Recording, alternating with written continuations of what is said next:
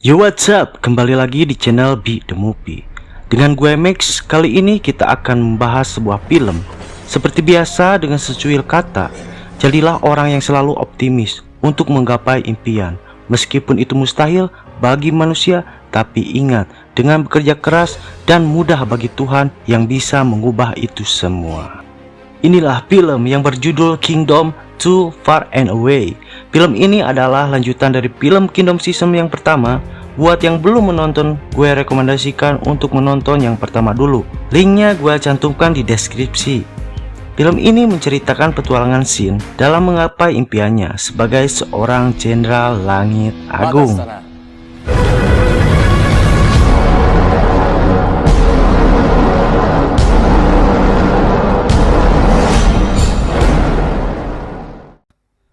Awal cerita 10 tahun kemudian, tepatnya di tahun 245 sebelum Masehi, Raja Yingzheng memimpin dinasti Qin dengan didampingi oleh Chang Wenchun dan yang lainnya selama 10 tahun. Yingzheng berusaha menjadi pemimpin yang baik karena dia ingin mewujudkan impiannya, yaitu menyatukan 7 negara untuk perdamaian dunia. Karena semua dataran Cina yang masih berlanjut permusuhan dan peperangan. Saat malam tiba, Yingzheng yang sedang memikirkan itu semua, tiba-tiba datanglah 2 pembunuh bayaran yang berniat membunuh Yingzheng. Namun beruntung, Chang Wenchun mengetahui hal itu dengan tepat waktu.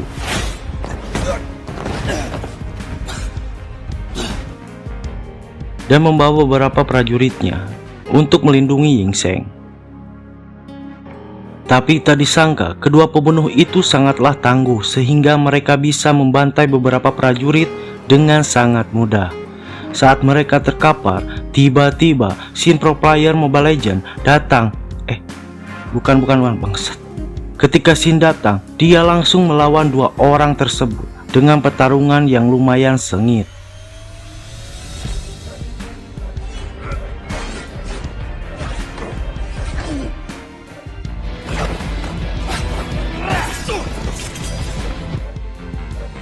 Kini sudah tidak diragukan lagi dengan kelincahan pedang pembelah daging bagong. Shin pun mengalahkan mereka meskipun dia sempat tersungkur.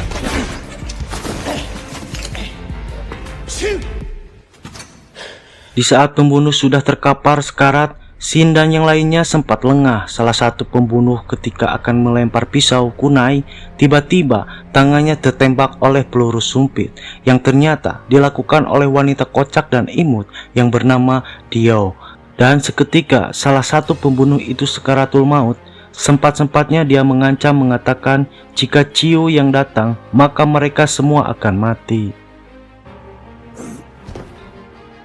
Kemudian Yingzheng mengetahuinya dan menceritakan bahwa Ciu yang dimaksud adalah salah satu klan yang mendapatkan julukan klan kesedihan.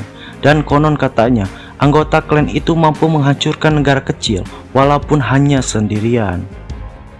Tetapi Yingzheng menghiraukannya karena yang lebih penting mereka semua untuk fokus menyelidiki siapa orang yang terlibat dengan penyusup tersebut. Tak lama kemudian salah satu prajurit melaporkan bahwa kerajaan tetangga pastinya bukan tukang seblak yang viral, tetapi tetangga yang bernama Kerajaan Wei baru saja menyerang perbatasan kerajaan Qin, dan mereka telah berhasil merebut salah satu wilayah perbukitan yang bernama Bukit Dangkan. Mendengar hal itu, Yingzheng pun mengirim Shin dan para prajurit untuk ikut berperang, sementara Dio beserta para menteri akan menunggu mereka di dalam istana. Saat dini hari tiba, dengan semangatnya Shin untuk berperang, dia pun bertemu dengan kedua sahabatnya dan orang-orang desa yang diutus untuk ikut berperang. Sahabatnya tersebut yang bernama Mi Pyong dan Mido. Kemudian di situ juga ada seseorang yang berpenampilan berbeda yang bernama Kyokai. Kini orang-orang desa tanpa berdosa pun akan dijadikan tumbal, dijadikan sebagai prajurit barisan terdepan. Karena prajurit yang mereka miliki saat ini sangatlah terbatas. Setelah berkenalan dan berkumpul, mereka pun menyambut kedatangan pasukan berkuda dari kerajaan yang dipimpin oleh Komandan Wall. Dengan kecerobohan Shin malah menghampiri Komandan Wall. Karena kebetulan di saat perang saudara yang telah terjadi di season pertama, Shin dan Komandan Wall memang sudah saling mengenal dengan baik. Tak heran kedekatan mereka pun membuat orang-orang terkejut. Karena bagaimana bisa seorang budak begitu akrab dengan seorang komandan. Di saat itu juga Komandan Wall kemudian memberitahu Shin bahwa kerajaan Wei telah menyerang mereka dengan membawa 10.000 prajurit yang dipimpin oleh seorang jenderal yang bernama Oh Jeong yang biadab. Karena telah membakar rumah, membunuh wanita dan orang tua, bahkan bocil pun dibunuhnya. Saat kejadian itu dari kerajaan Qin pun melawannya, karena Raja Yingzheng telah mengutus salah satu jenderal yang bernama Jenderal Biagong dengan 5.000 pasukannya untuk memimpin peperangan tersebut. Namun saat peperangan terjadi, pasukan Qin ditaklukkan hanya sekejap saja. Dengan cerita sekarang, Jenderal Biagong memerintahkan pasukannya untuk merebut dan menyerang pasukan kerajaan Wei yang berada di Bukit Dakan. Meskipun langkah itu sempat diragukan oleh komandan yang lainnya, namun Jenderal Biagong tetap pada pendiriannya. Setelah di perjalanan yang panjang, rombongan Shin dan yang lainnya pun melihat ribuan pasukan yang dipimpin oleh Komandan Pak Ho-shin yang mempunyai jiwa yang menggila. Kini selanjutnya Komandan Pak Ho-shin lah yang akan mengatur seluruh pasukan untuk ditempatkan di barisan pertama, kedua, dan seterusnya sesuai perintah dari sang komandan. Hingga Shin pun dan teman-temannya ditempatkan di barisan yang terdepan. Beralih cerita, dengan pasukan dari kerajaan Wei, Jenderal Gong Yuan sedang mengutus komandannya dengan beberapa pasukan lainnya untuk menahan serangan tersebut dan menambah prajuritnya. Beralih cerita ke Shin, setelah mendengar aba-aba dari komandan Pak Ho-shin, peperangan antara kedua kerajaan pun resmi dimulai.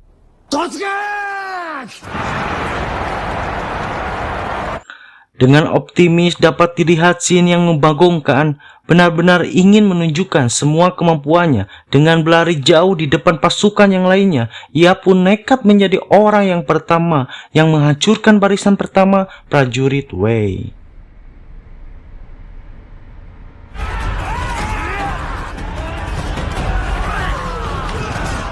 Sehingga pasukan di belakangnya bisa menerobos dengan mudah. Dengan apa yang dilakukan oleh Shin, dia berhasil menarik perhatian seorang komandan musuh. Dia bahkan menganggap Shin sudah gila karena dia terlalu bersemangat dalam peperangan di depan seorang diri. Namun tanggapan itu pun berhasil dilakukan oleh Shin karena saat menyerang tiba di dekatnya, dengan mudah Shin membunuh komandan tersebut. Keberhasilan Shin membuat para pasukan semakin bersemangat untuk mengalahkan pasukan Wei, tetapi baru saja menikmati sedikit kemenangan, Shin dan yang lainnya dikejutkan dengan kedatangan pasukan kereta berkuda dari kerajaan Wei.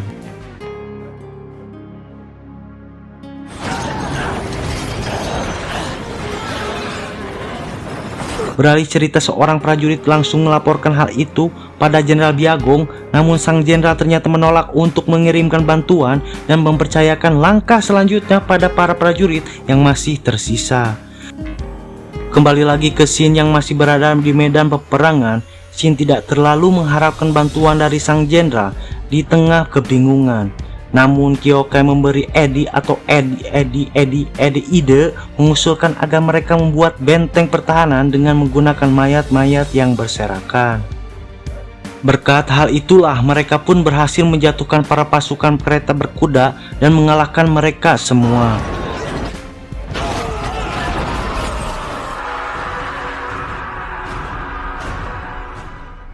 Beralih cerita, kabar itu pun kemudian disampaikan oleh Menteri Chang Wenchun kepada Yingzheng. Dalam laporannya, dia mengatakan meskipun barisan pertama berhasil meruntuhkan pertahanan kerajaan Wei, namun sebagian besar dari mereka telah gugur di medan perang.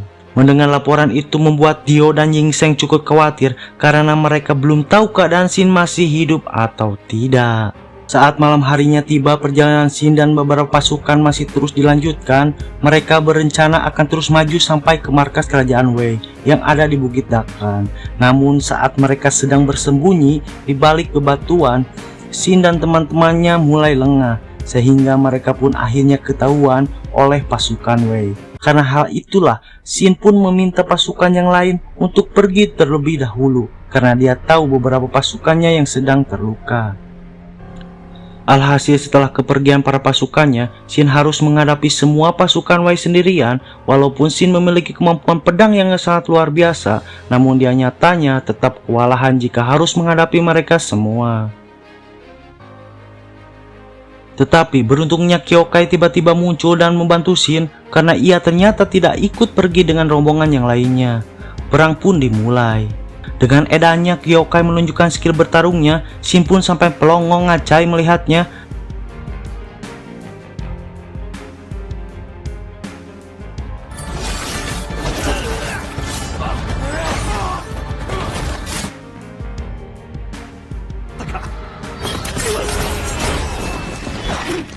Dengan sangat terkejut pula Xin bahwasannya yang ternyata Kyokai adalah seorang wanita yang punya paras wadidaw. Namun tetapi meskipun begitu, Kyokai dan Xin pada akhirnya merasa kelelahan sehingga mereka pun memilih untuk melompati tebing dan kabur dari sana. Di saat itu pun mereka selamat dengan Xin saat itu terluka. Terjadi adegan hiu. Mereka pun membuka curhatan satu sama lain. Xin kemudian bertanya bagaimana bisa seorang perempuan ikut di medan peperangan. Kyokai pun menjawab bahwa ia mengikuti peperangan ini untuk membalaskan dendam atas kematian sang kakak yang bernama Kyoso. Saat Kyokai menjelaskan secara detail, saat itu juga Xin teringat perkataan Yingxing sebelumnya tentang klan Xiu.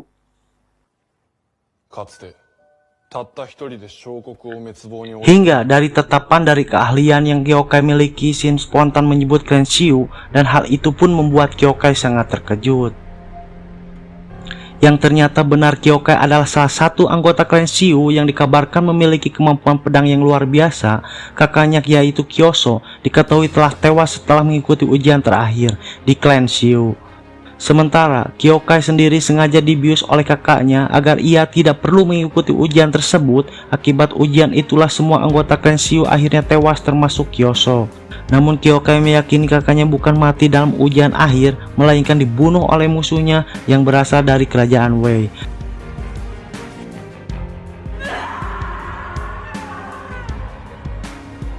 Akibat hal itulah Kyokai terpaksa ikut dalam peperangan agar ia bisa membalas dendam pada kerajaan Wei. Keesokan harinya Xin dan Kyokai kembali bergabung dengan teman-temannya, mereka yang lagi bersembunyi di balik tebing. Mereka pun melihat ribuan pasukan Wei yang sedang menyerang pasukan Qin. Setelah itu Xin mengajak teman-temannya berencana untuk pergi ke puncak Bukit Dakan karena di sanalah markas jenderal kerajaan Wei berada. Ketika peperangan terjadi di bawah bukit, Xin dan teman-temannya justru menelusuri jalan yang lain menuju ke puncak Bukit Dakan. Keberanian Xin dan teman-temannya membuat Jenderal Biagong merasa puas, karena mereka akan menjadi pembuka jalan bagi pasukan yang lain untuk memulai serangan selanjutnya. Komandan Pak Hosin dan para pasukan pun mulai bergerak untuk menyerang pasukan Wei sekaligus membantu Xin dan yang lainnya di puncak bukit. Berkat datangnya bantuan itu, Xin dan teman-temannya pun akhirnya berhasil melewati 2000 pasukan yang berjaga. Selanjutnya Komandan Pak Hosin mengajak Xin untuk ikut bersama beberapa pasukannya untuk menyerang Komandan Gong Yuan. Sementara ketika Xin akan pergi untuk memimpin teman-temannya pun selanjutnya ia serahkan kepada Kyokai. Singkat cerita, rombongan Xin dan Komandan Pak Hosin akhirnya sampai di puncak bukit. Saat itu Komandan Gong Yuan memerintahkan barisan pemanah untuk menyerang semua pasukan Qin. Beberapa pasukan pun akhirnya tewas akibat serangan itu. Namun Xin yang sangat ahli menggunakan pedangnya dapat dengan mudah menangkis setiap anak panah yang diarahkan kepadanya. Sementara Komandan Pak Hosin yang sudah dipanah berkali-kali tetap berusaha bertahan.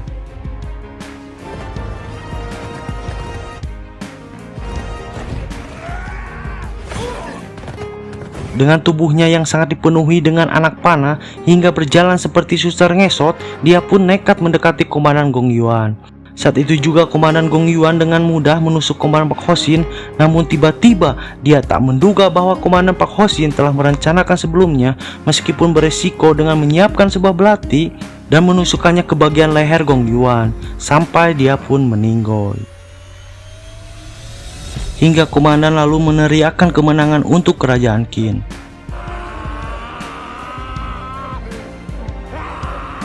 Hal itu pun membuat para pasukan Wei merasa takut dan mereka pun akhirnya menyerah dari peperangan. Setelah Komandan Pak Hosin meninggal dunia, Kyokai dan teman-temannya pun naik ke atas bukit dan bertemu dengan Shin. Mereka sempat merasa bahagia karena peperangan telah berakhir. Kyokai.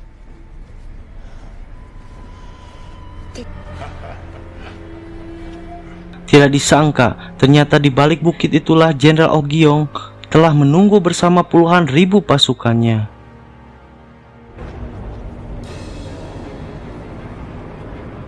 Tak lama kemudian, tidak diduga Ksatria Lubu atau Jenderal Wang Qi datang mendekati Shin dan teman-temannya dengan menasihatinya. Singkat cerita, Wang Qi mengatakan bahwa peperangan ini tak akan pernah berakhir sampai kedua jenderal dari kedua kerajaan itu berduel satu sama lain.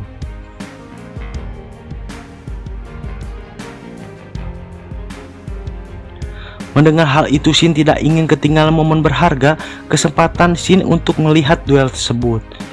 Hingga Shin pun meminjam kuda dari pasukan Jenderal Wang Qi dan ikut turun membantu rombongan Jenderal Biaogong dan merobohkan pasukan kereta berkuda.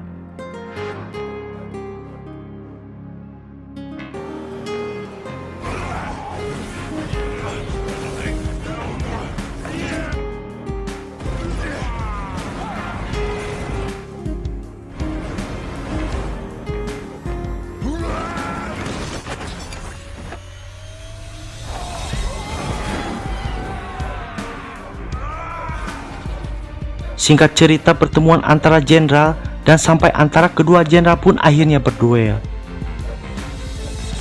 Dengan dimulai keduanya memacu kuda ke arah satu sama lain, sampai akhirnya Jenderal Biaogong pun berhasil membunuh Jenderal Oh Gyong.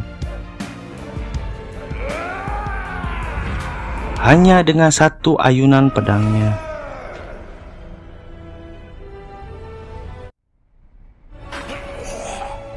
Berkat hal itulah kerajaan Qin dinyatakan menang dalam peperangan melawan kerajaan Wei. Hingga akhir dari peperangan itu juga merupakan akhir dari pertemuan Shin dan Kyokai. Mereka mengucapkan kata perpisahan satu sama lain dan berharap akan bertemu kembali di medan peperangan selanjutnya. Singkat cerita, setelah itu juga Shin kembali ke dinasti kerajaan dan bertemu dengan Ying Sheng serta Dio dengan suasana yang mengharukan karena Shin masih hidup. Di saat mereka bertiga berkumpul, berencana untuk melanjutkan akan kembali mengatur strategi agar mereka bisa mewujudkan semua harapan mereka. Satu persatu film ini pun diakhiri dengan memperlihatkan kedatangan Perdana Menteri di kerajaan Qin dengan Lu Bue dan Sohe yang baru saja pulang dari kunjungan kerajaan mulai mempertanyakan tentang kedua penyusup yang menyerang sang raja. Ying Sheng pun kemudian memerintahkan Lu Bue untuk menyelidiki siapa pelakunya. Namun Lu Bue dengan watadosnya bahwa dia pelakunya.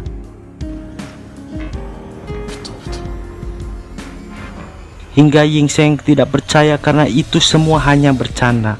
Bangsat.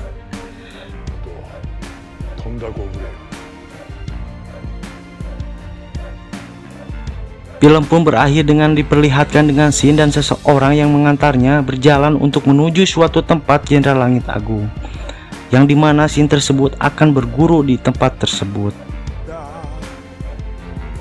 Tamat. Terima kasih untuk semuanya, semoga kalian terhibur dan mohon maaf bila ada salah kata. Jangan lupa untuk di subscribe and like. Bye bye.